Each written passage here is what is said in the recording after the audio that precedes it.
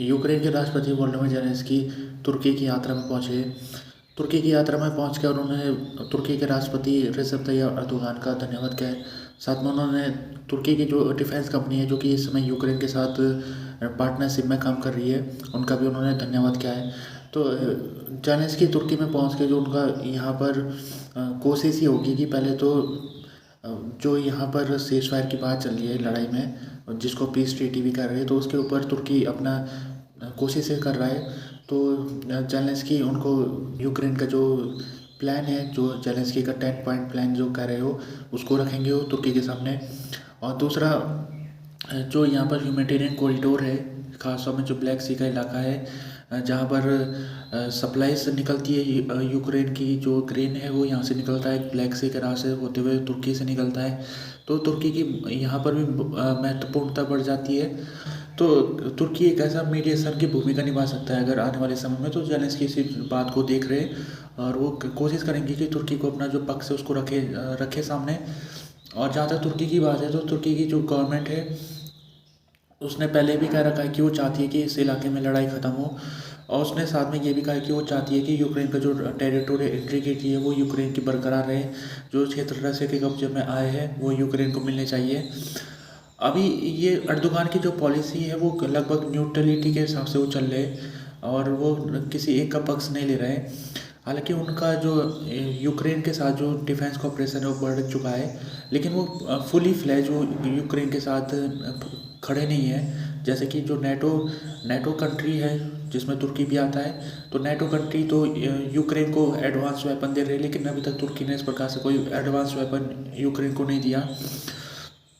तो जो एर्दोगान है उनकी कोशिश भी आने वाले दिनों में क्या होगी वो देखना ज़रूरी रहेगा। और तुर्की के लिए भी एक ज़रूरी है कि लड़ाई बंद हो जाए, क्योंकि तुर्की ब्लैक सी नेशन है और अगर ये लड़ाई आने वाले समय में फैलती है तो इसका डायरेक्ट असर तुर्की में होगा। तो तुर्की इस चीज़ को समझ रहा है और जहाँ तक लड़ाई बंद कराने की बात है तो अभी तक कोई सहमति नहीं पहुँची है, क्योंकि रसिया जो उसने ऑक्यूपाई कर रखे क्षेत्र उनको छोड़ने के लिए तैयार नहीं है। जबकि यूक्रेन का ये कहना है कि जो क्षेत्र रसिया के ऑक्यूपाइड में है वो रसिया को छोड़ने पड़ेंगे, इंक्लूडिंग क्रीमिया। तो ये अभी बहुत कोशिशें चल रही है, तुर्की की तरफ से चल रही है। सबसे महत्वपूर्ण देश तुर्की ही है, तो उसकी भूमिका बहुत महत्वपूर्ण हो जाती है। और दूसरा, एक मीडिएशन कराने की कोशिश चाइना की तरफ से भी चल रही है। तो चाइना के जो डेलीगेशन आया था यूक्रेन में, ली हुई उसको हेड कर रहे थे। इस डेलीगेशन ने यूक्रेन के जो प्रेसिडेंट के मुखिया है एंडी यर्मक, उनके साथ बातचीत की और बातचीत में दोनों के बीच में इसी बारे में चर्चा हुई कि ये किस तरह से लड़ाई को बंद किया जाए। यूक्रेन के साथ चाइना के संबंध उतने क्लोज नहीं है जितने चाइना के संबंध रशिया के साथ है। तो चाइना भी यहाँ पर मीडिएशन निभाने की कोशिश कर रहा है। हालांकि चाइना की पोजीशन उतनी स्ट्रांग नहीं है जितनी तुर्की की है। तो चाइना की तरफ से ली हुई ये भी कई देशों में इन्होंने जाना है। अब ये यूक्रेन पहुँचे, फिर उन्होंने पोलैंड में जाना है, फिर रोमानिया में जाना है। तो इस तरह से ये इस चीज़ को पता लगाना चाह रही कि इस समय यूक्रेन की लड़ाई को लेकर दुनिया भर के नेता क्या सोचते हैं। आज के दिन अटैक हुआ था रसिया के इलाके में। रसिया का जो इलाका पड़ता है बेलग्रोड, वहाँ पर यूक्रेन का ड्रोन अटैक हुआ था जिसमें 2 लोगों की मौत हुई है।